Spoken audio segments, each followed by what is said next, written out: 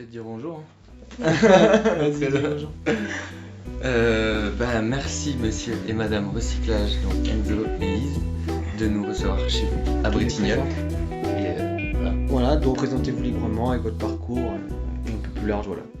On vous laisse parler. Je suis Lise, j'ai été à Polytech Paris Sud, j'ai fini en 2014, j'étais spécialité en électronique et système embarqué.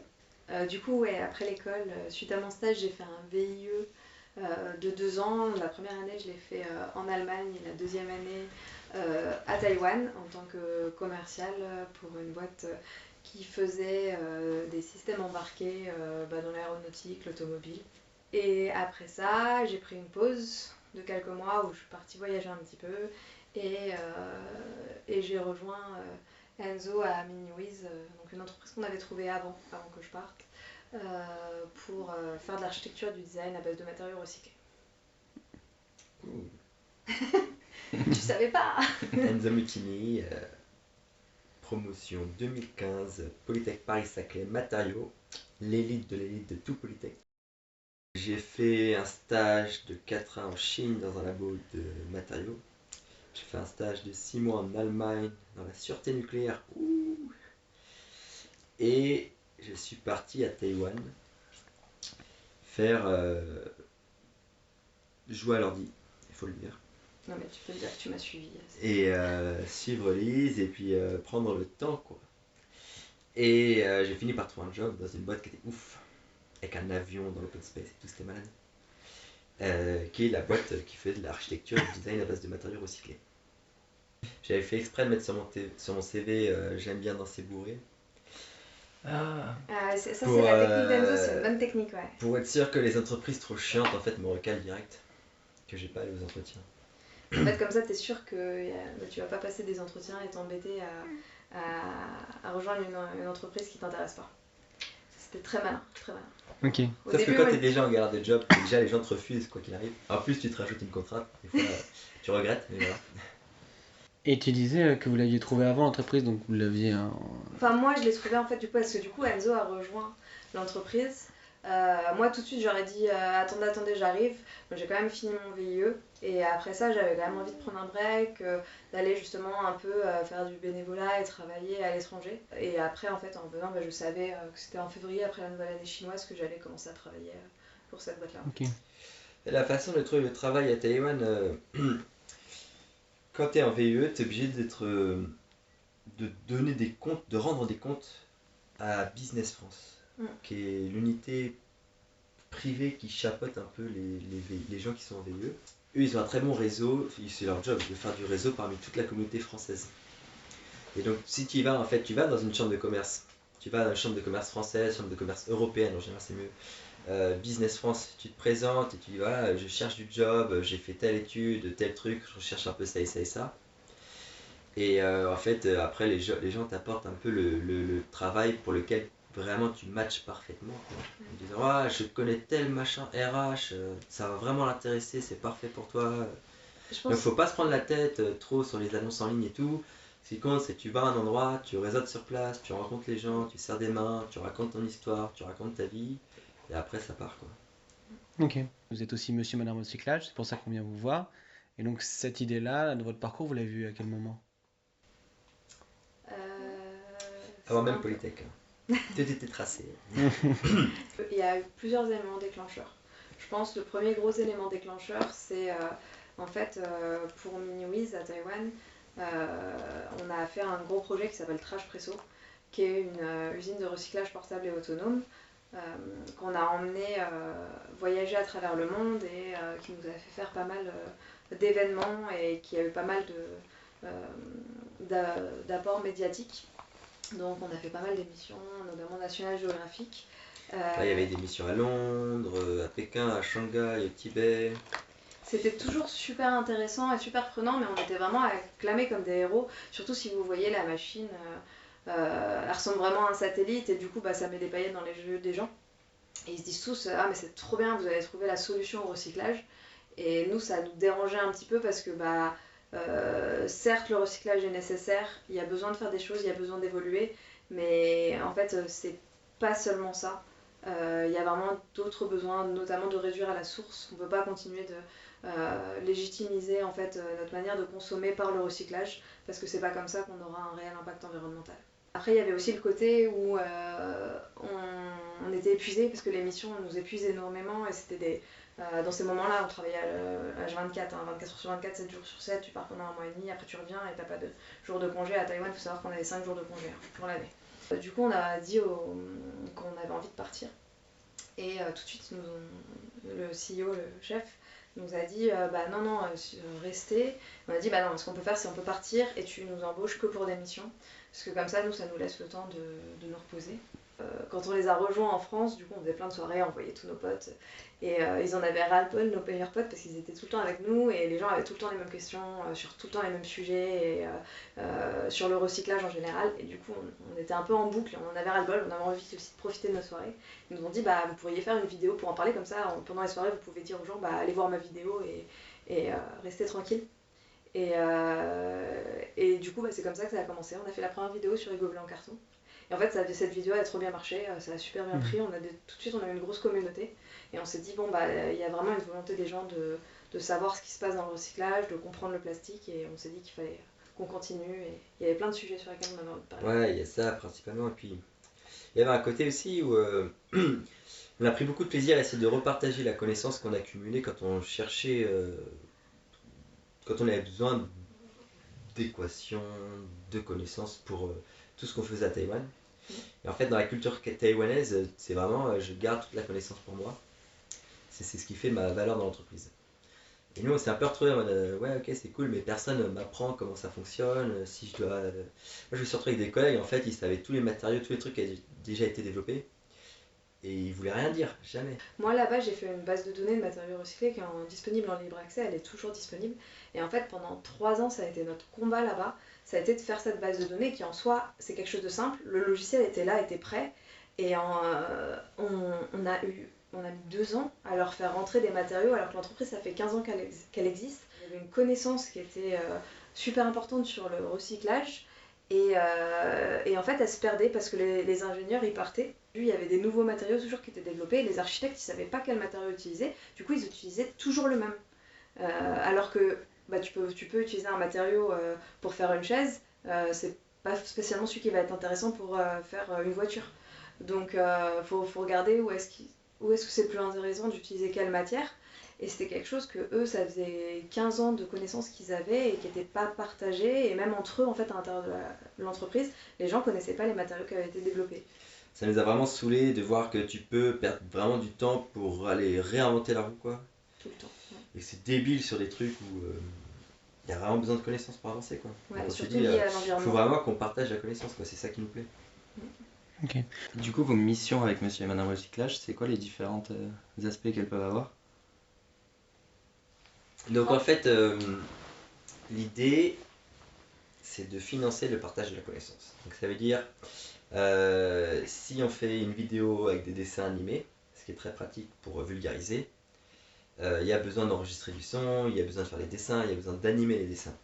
Et quand on fait tout nous-mêmes, on perd vraiment beaucoup de temps et en plus on est un peu mauvais. Donc l'idée, c'est d'aller chercher quelqu'un dont c'est le métier, un motion designer, qui va faire l'animation. Au lieu de prendre 6 mois, ça va lui prendre 2 jours. Et de dire, voilà, il faut le payer. Donc, il nous faut de l'argent pour ça. Plus, il nous faut de l'argent pour le loyer. Pour tout. Donc, pour ça, on va faire des missions sur lesquelles on est calé, on a un peu d'expérience. Donc, tout ce qui va être recyclage, par exemple. Donc, il va y avoir tout ce qui va être formation, intervention. Donc là, c'est assez tradit. Les limites du recyclage, le recyclage chimique, le recyclage thermique, entreprendre dans le recyclage, les bioplastiques, etc. Tout ce qui va être vraiment conseil technique ingénieur. Comment est-ce que je crée un produit en recyclé, comment est-ce que j'intègre de la matière recyclée, comment est-ce que je change mon modèle d'affaires pour faire quelque chose de plus vertueux. Tout ce qui est un peu stratégie marketing, comment est-ce que je fais des allégations commerciales qui ne sont pas trompeuses pour les clients par rapport à mon produit. Et puis des trucs vraiment accompagnement très technique, spécifier une presse hydraulique de 2 tonnes pour faire du recyclage. Voilà. Donc tout ça en fait c'est des trucs qu'on a développés en bidouillant nous-mêmes par rapport aux expériences qu'on avait dans nos métiers avant.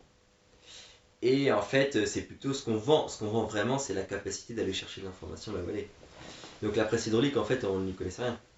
On allait chercher les bouquins, on allait regarder, on a fait les équations, on a fait les calculs, on a fait les trucs, et puis ça part, quoi. Aujourd'hui, ce qu'on vend vraiment, c'est en fait là où les gens n'ont pas de solution, c'est de la connaissance pour qu'ils puissent se débrouiller eux-mêmes pour faire leur projet. Et s'ils ont besoin de renfort, en plus de ces couches de connaissances, leur dire on va vous aider un peu pour telle mission, passer tel coup de fil, organiser tel truc, voilà. Après, c'est plus de la gestion de projet. Parce que du coup, pour formaliser ça, vous avez monté un bureau d'études en fait. On a monté 2 micro-entreprises. L'idée, c'est d'être le moins contraint sur le plan juridique le temps de lancer l'entreprise. Et donc ça, il y a des statuts super simples où en fait tu payes des cotisations que au prorata du chiffre d'affaires que tu fais. Donc s'il y a des mois où tu ne rentres pas d'argent, tu n'es pas obligé de payer de cotisations, quoi. Donc tu n'as pas tous les mois de l'argent qui tombe. Alors évidemment, ça suppose que tu n'as pas trop de machines, tu n'as pas trop de factures d'électricité, tu n'as pas de loyer de bureau. En fait, Mais si tu t'as peux, pas- tu peux comme ça, tu peux te débrouiller pour couper des coûts et puis lancer l'entreprise tranquillement sans avoir de modèle d'affaires bien établi, sans être tout de suite à une grande échelle. En même temps, je verrai bien ce que l'avenir me donnera, quoi. Sans avoir trop de dépenses aussi. Là, c'est vrai que nous, pour le début de l'entreprise, pour le démarrage, c'était vraiment une manière d'ouvrir l'entreprise en une semaine, c'est fait, et de se simplifier en fait toutes les tâches administratives, même si on sait que sûrement plus tard on va devoir changer de statut assez rapidement. Ok. Parce que du coup, moi je me demande en fait de comment vous vous présentez, vous vous montrez aux entreprises. Et en fait, ça débouche toujours, j'imagine, sur une espèce de contrat. Est-ce que c'est un peu tout le temps pareil? Est-ce que c'est très spécifique à chaque fois? Est-ce que. Voilà, c'est. Ouais, bah en fait, c'est des contrats de freelance, donc en fait, ça va être comme un contrat de freelance. En général, c'est à la journée. En fait, ça va dépendre du contrat. Il y a les contrats qui vont être à la journée, donc avec un package de jours. Et il y a les autres contrats où ça va être à la mission. Donc quand on a atteint la fin de la mission. Mais en général, on essaye toujours de dire, bah voilà, la mission elle va nous prendre tant de jours. Mais bon, là par exemple, on est en train de travailler sur une exposition sur le plastique. On avait dit que l'exposition, ça nous prendrait à peu près 14 jours à faire. On dépasse, on sait que c'est pour notre pomme. Enfin, là où dans d'autres contrats, on va plutôt dire, bah voilà, on te donne 6 jours. Au fur et à mesure, tu as le décompte. On est en train de faire ça, ça, attention, il ne reste plus qu'un jour. Et c'est toi qui vas nous diriger, nous dire qu'est-ce qu'on va faire. Mais bon, le plus simple, c'est vraiment de dire tu veux gagner tant par jour pour être rentable avant impôt, cotisation et tout. Tu fixes ton taux et après, le but, c'est plutôt de bien expliquer pourquoi ça va te prendre 5 jours telle mission, en fait. Les taux, après quand tu es ingénieur, les taux sont un peu tous les mêmes. C'est un peu plus ou moins cher en fonction de ton expertise et de ta spécialité dans un domaine. C'est vrai que nous, on a un domaine qui est vraiment spécialisé, donc forcément, on va être un peu plus cher que la moyenne. Mais après, c'est vraiment plutôt comment tu vas expliquer aux gens pourquoi ça va te prendre du temps de faire ce travail, pourquoi tu n'as pas déjà la connaissance. Parce que des fois, ils passent par toi parce qu'ils se disent, bah, c'est bon, il va avoir la connaissance. Et dans le domaine du recyclage, bah, ça peut être très vite compliqué parce que c'est pas des choses qui ont déjà été faites. Et puis, comme il y a un message contraire des marques qui est c'est bon, vous inquiétez pas, on recycle tout, mettez dans la poubelle, on s'en occupe. Va expliquer du coup à tes clients que en fait non, il n'y a rien qui est recyclé et qu'il y a tout à mettre en place et que du coup ça va prendre beaucoup plus de temps et d'argent que ce qu'ils ne pensaient, quoi. Bah, justement là-dessus, est-ce que tu peux nous donner l'exemple là que tu avais tout à l'heure avec les coques? Ouais, la coque de téléphone, en fait, quand tu regardes un peu les coques un peu premium, t'as vite 4-5 couches différentes. Le matériau donc De matériaux différents qui ouais. sont collés les uns aux autres, hein. Donc fait, c'est un produit qui est jamais recyclé. Parce que c'est pas intéressant d'aller extraire une petite couche, ça va pas rapporter d'argent en fait par rapport à la quantité de matière qu'il y a. L'idée c'est de dire que si tu veux que ce soit recyclé, il faut aller chercher un truc qui soit monomatériau. Il faut que tu arrives à sourcer une matière plastique. Là pour le coup, nous on veut qu'elle soit déjà recyclée en plus. Enfin, son recyclage, c'est le fait de la retransformer en coque de téléphone. Et dont le matériau a les bonnes propriétés, c'est-à-dire la bonne résistance au choc, le toucher premium, visuellement c'est joli, c'est un peu lisse, c'est bien, résistance à la traction, etc. Donc dans la science des matériaux, tu mets toutes tes petites contraintes et tu regardes après quel type de plastique tu peux choisir et après tu vas le sourcer en France. Et donc ce qui est compliqué, c'est que tout de suite tu es sur des matériaux qui sont plus chers. Et donc là, il y a tout un travail après d'éducation, de marketing, où tu vas dire au client, si tu veux pouvoir marger par rapport au produit que tu fais, que tu vas vendre plus cher, voilà l'histoire qu'il faut un peu raconter, pourquoi tu le racontes comme ça, pourquoi tu le fais percevoir ton produit comme ça, de manière à ce que les gens se disent c'est normal de payer plus cher. C'est un produit qui est recyclé en France, monomatériau qui est de nouveau recyclable, toi tu vas faire une collecte, tu pourras le recycler à nouveau. Pas forcément en coque, hein, mais juste le collecter, et tu sais que c'est ta coque, tu sais que c'est telle matière, et donc tu peux le faire recycler. Je me disais, peut-être vous pouvez nous parler de votre projet actuel, prochain projet, Plastic Odyssey. Plastic Odyssey, c'est un énorme bateau de recherche océanographique qui était pimpé à mort pour mettre une ligne de recyclage à l'arrière, embarquer un tas de solutions zéro déchet. Le but c'est de faire le tour du monde en 3 ans pour vraiment aider les gens à entreprendre dans le recyclage. Donc il y a plein d'endroits où en fait il n'y a pas du tout de service de collecte des déchets. Tout traîne dans la nature. Comment on fait pour faire en sorte que les gens puissent se rémunérer en ramassant ce qui traîne. Et là le recyclage intervient. Donc ça a été monté par 4 gars puis 3 gars, et puis maintenant il y a vraiment beaucoup de gens qui ont rejoint l'équipe. Nous là on les a aidés, c'est sur vraiment plusieurs petites choses différentes à chaque fois, donc une partie un peu machine, une partie guide, tout ce qui est infographie, vulgarisation, orienté et entreprendre dans le recyclage et zéro déchet. Donc là on va dans une semaine à Dunkerque tester les machines, faire des petits tests de recyclage avec de la matière qu'on a les récupérer chez des collecteurs et recycleurs locaux. En bateau. Et donc ça c'est sur le bateau, mais Ouais. c'est dans le port de Dunkerque, ça bouge pas. Ok. Oui, en fait, le bateau est un peu une expérience en soi, mais il est fait pour aller booster des initiatives partout dans le C'est monde. ça. Alors en fait, le bateau c'est un Fab Lab. En France, ça va être un Fab Lab, une espèce de Fab Lab ou de projet de Un propulseur atelier quoi. Ouais, un incubateur. un incubateur d'entreprise, un propulseur d'entreprise. Parce que, alors, avec le Covid, du coup, tous leurs plans ont été un peu redirigés. À la base, ils partaient pour faire un tour du monde de 3 ans. Maintenant, ils partent sur un tour de France parce que ça fait déjà 1 an que le bateau est en train d'attendre à quai, que là, il fallait qu'ils prennent la mer parce que avoir un bateau à quai, ça coûte aussi. Donc, autant s'en servir et faire quelque chose. Du coup, là, ils ont fini par mettre toutes les machines sur le bateau et il va être bientôt fini. Donc, on va les aider à finaliser tout ça. Et en même temps, on va à nouveau documenter tout ce qu'on va faire pour tout mettre en ligne. Et on a envie de bosser sur la création d'un moule en fait en bois. L'idée, c'est de. En fait, quand tu fais du recyclage, la grosse dépense, c'est les moules. Et c'était comme il y a plein d'ateliers low-tech qui se montent au niveau du recyclage, comment tu fais pour leur donner accès à plus de moules de manière à ce qu'il n'ait pas à dépenser énormément d'argent. Parce qu'un moule, ça peut vite coûter très très cher. Et quand tu fais de la low-tech, t'as pas envie de dépenser 10 000 € dans un moule, quoi. Après, il y a un gros moule de presse et injection qui permet vraiment de faire 10 000 pièces en une semaine. C'est minimum 50 000 € en acier. Pour que vraiment le recyclage un peu low-tech apporte quelque chose, il faut qu'il y ait des applications qui soient stylées. Pour qu'il y ait des applications stylées, il faut avoir la capacité de créer des moules à gogo sans que ça coûte une blinde. Donc tu les fais en bois, tu mets du scotch aluminium, tu les fais en plastique, mais pas dans le même plastique que celui que tu injectes forcément. Un plastique qu'il faut un peu moins ou quoi. Et comme c'est des matières moins chères, plus faciles à mettre en forme, tu as plus de potentiel de création et de design, quoi. Ce qu'on t'avait montré tout à l'heure, donc ce qui va être bol, joint, Ah, peigne, c'est vraiment les trucs basiques qui sont faits quand tu veux recycler, ce qui est super bien pour une première étape et c'est déjà quelque chose. Le truc, c'est que si tu veux être rentable aussi en tant qu'atelier et si tu veux vraiment apporter une plus-value, il y a un moment où il faut passer sur des moules plus importants. Et il faut savoir que tous ces gens qui sont dans la low-tech sont pas forcément des ingés. Surtout dans la low-tech, du coup nous l'association en fait partie. Le recyclage, dans le recyclage, ça va être beaucoup des artistes, des designers, des architectes. Et du coup ils n'y connaissent rien en plastique, rien en machine. Et bon, après il y en a quelques-uns bien sûr qui s'y connaissent, mais du coup ils vont être beaucoup plus frileux pour venir faire des tests avec la matière, pour venir faire des tests avec les moules. Et on voudrait leur montrer qu'en fait on peut vraiment faire plein de trucs et des nouveaux moules. Apporter la dimension technique, ouais. Et en particulier parce que dès que tu es face à des problèmes qui sont assez importants, donc disons en France il y a plus de 2 milliards de kilos d'emballage jetable produits chaque année, tu vois. Tu as vraiment besoin que tout le monde puisse se réapproprier le problème, c'est-à-dire j'aimerais apporter ma petite solution. Parce que dans le lot, tu auras forcément 2-3 gus qui vont finir avec des entreprises qui sont vraiment pertinentes, quoi.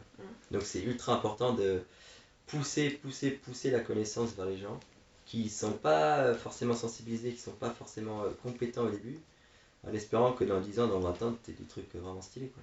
Puis même justement en mettant en avant certaines problématiques, tu pousses les choses et puis tu parles en même temps des problématiques parce que tu vas compter sur vraiment l'intelligence collective pour apporter des solutions à des problèmes existants plutôt que se dire je vais développer mon truc seul dans mon coin. Toi t'as pas la solution mais en fait il y a peut-être quelqu'un qui l'a déjà fait et réinventer la roue ça sert vraiment à rien. En sachant que ceux qui ont vraiment la capacité et technique et financière de le faire, en général c'est ceux qui ont l'intérêt financier direct à surtout rien changer. Donc tu es obligé, tu vois, d'aller prendre d'un côté et redonner un peu de l'autre en termes de connaissances, même si c'est un processus qui prend un peu du temps et qui n'est pas forcément très efficace sur le court terme.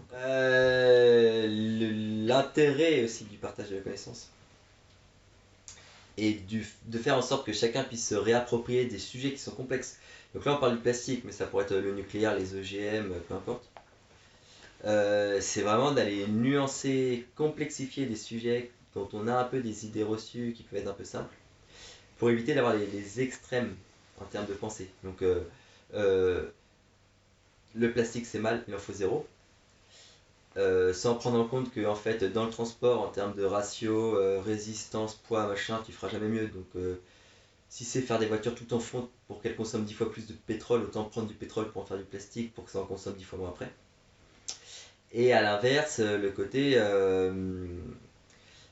on s'en moque, on continue, tout très bien, sans prendre en compte que ça pose des problèmes de bilan, d'impact sur l'environnement. Le fait est qu'il y a une chute de la biodiversité, il faut faire très attention à la façon dont on utilise l'énergie, dont on utilise la production, pour produire quoi, pour consommer comment, quoi. Il faut changer d'habitude. Et surtout dans le cas des emballages jetables, ça pose vraiment des grosses questions, quoi. Donc l'idée c'est d'aller vraiment instiller tout un tas de notions directement dérivées de trucs techniques avec des bons chiffres, avec des bons rapports. C'est quoi les échelles? Est-ce que pourquoi est-ce qu'on parle de l'emballage? Parce qu'en fait c'est 40% de la production du plastique. Pourquoi est-ce qu'on parle de l'emballage jetable? Parce que ça va être 9 emballages sur 10. Donc quand on utilise du plastique, en fait si on se concentre sur l'emballage jetable, c'est déjà une grosse utilisation du plastique dont on pourrait réduire énormément, par exemple, voilà, d'aller dire pourquoi on fait ça, pourquoi tel, et après d'aller dire dans quel cas c'est pas bien, dans quel cas c'est bien, le recyclage là ça marche pas. Et en fait, si on fait pas ça, on aboutit très vite à des pressions populaires, que ce soit de milieux militants et en réactance de milieux industriels, dans les deux sens, avec des décisions politiques qui sont complètement nulles. Des lois qui sont nulles. Il y a une vraie volonté de réintroduire en fait la technique et l'ingénierie dans le débat public pour justement orienter un peu plus les lois et éviter les débats complètement polarisés et stériles. Ouais. Et stériles, voilà. Il y a un manque d'ingénieurs sur le devant de la scène sur ces questions en fait, qui sont techniques et qui méritent une expertise bien précise. Et du coup, c'est super important que l'ingénieur prenne sa position et dise voilà, il y a ça, et en restant neutre en fait, de juste dire techniquement il se passe ça. Et c'est ce qui se passe avec le plastique, c'est-à-dire qu'il y a, comme disait Enzo, il y a vraiment le débat qui est polarisé. D'un côté, le plastique c'est nul, et de l'autre côté, le plastique c'est trop bien, c'est la vie. Et en fait, non, le plastique il est intéressant, mais dans certains cas, et dans d'autres, il est surutilisé. Il est important de réduire notre consommation. Et en général, ça part toujours sur de bons fondements. Il y a des bioplastiques qui sont intéressants, et en fait, comme avec le bio, comme avec plein d'autres sujets qui sont réappropriés un peu trop vite parce que les industriels essayent de récupérer une part de marché. Après il y a n'importe quoi qui est fait et du coup les gens sont persuadés que en prenant du bioplastique ça va être mieux alors qu'en fait ça reste du plastique et c'est tout aussi impactant sur la planète. Vous n'avez pas l'impression de rentrer vous-même dans cette espèce d'océan d'informations et de juste participer à tout le flux d'infos? Vous avez vraiment l'impression d'apporter votre pierre à ceux qui se posent des questions, qui se prennent toutes les news de la planète sur Instagram par exemple? Ouais, ça c'est assez facile parce qu'en fait il y avait plusieurs ambitions. Il y avait l'ambition de pouvoir vulgariser pour le grand public, pour les gens qui se posent des questions, qui n'arrivent pas à trouver une réponse. Comme c'est des gens qui recherchent l'information, tu sors forcément du lot en fait. Si tu tapes est-ce que les gobelets en carton se recycler, c'est déjà que tu recherches quelque chose de pareil. Et la deuxième chose c'est qu'en fait tu vois tous les gens qui sont dans les assos, dans les trucs, qui t'appellent, les journalistes qui t'appellent et qui disent merci parce que moi j'avais besoin de ces infos là quoi. C'est un besoin, c'est vraiment un besoin. Donc quand tu réponds à un besoin comme ça, t'es pas dans une sorte de flux d'information où tu te bats contre des influenceurs qui ont 10 millions d'abonnés, des trucs, tu t'en fous, c'est pas ça du tout. Non, et puis ce qui se passe aussi, c'est que c'est des questions qu'en fait nous-mêmes on va se poser quand on va bosser. Genre toutes les premières vidéos qu'on a fait et toutes les infographies qu'on fait, c'est des questions qu'on se posait en fait quand on était à Miniwiz. Genre et qu'on récupérait des déchets et qu'on regardait, on n'arrivait pas à savoir ce qu'il y avait dedans. Et du coup c'était de la recherche qu'on réalisait à ce moment-là. C'est des questions qu'on se posait, on se disait mais si nous on le sait pas alors qu'on est dans le recyclage, qui va le savoir? Et après, on compte aussi beaucoup sur le travail un peu collaboratif où tu as des gens d'associations Zéro Déchet qui vont se réapproprier une partie de nos infographies, nos vidéos, qui eux-mêmes font de la sensibilisation, font des formations, font des trucs. Et donc en fait, ça fait un peu un truc pyramidal. Chacun reprend le truc, forme machin qui reprend le truc. Ouais. Donc toi, tu fais ta petite vidéo dans ton coin. Il faut surtout pas croire que tu es noyé dans une masse d'autres vidéos. Tu es dans un truc bien précis, avec des gens qui vont le réutiliser à gogo. Quand ça part sur un blog qui est lu 200 000 fois par jour, t'inquiète que ça part. Quoi. Je pense que c'est là où vous trouvez le sens de la vulgarisation, qui est un peu technique, mais vous avez l'impression d'apporter vraiment quelque chose, parce qu'il y a de la recherche. Mais là où il n'y a pas que ça, c'est que ça va être aussi avec des ingés.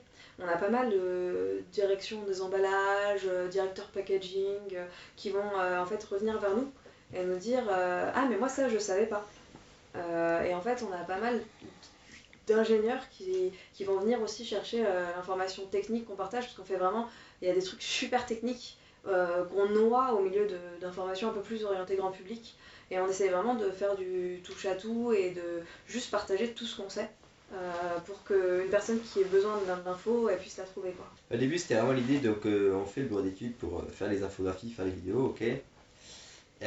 Pour ceux qui n'aiment pas internet, après on fait des livres avec tout notre petit dessin à l'intérieur. Il est beau, hein, je savais pas que vous avez fait. Non plus. C'est normal, il est pas accessible. Parce qu'en fait, ça c'est. On l'a pas mis en vente encore. Ça, c'est un label photo qu'on a transformé en livre. Ouais. L'idée c'est de le remodifier jusqu'à ce que tout nous aille. Et là, après, on en fait vraiment un bouquin. En fait, on a l'ambition depuis octobre l'année dernière de faire en fait une vente en ligne, parce qu'il y a énormément de gens du coup et d'ateliers ou de collectivités, d'écoles qui nous ont demandé du coup s'ils pouvaient utiliser nos infographies. Et en fait, on s'est rendu compte que si on les imprimait pas nous-mêmes, on n'en faisait pas des affiches, on n'en faisait pas des kakémonos, les gens le faisaient pas.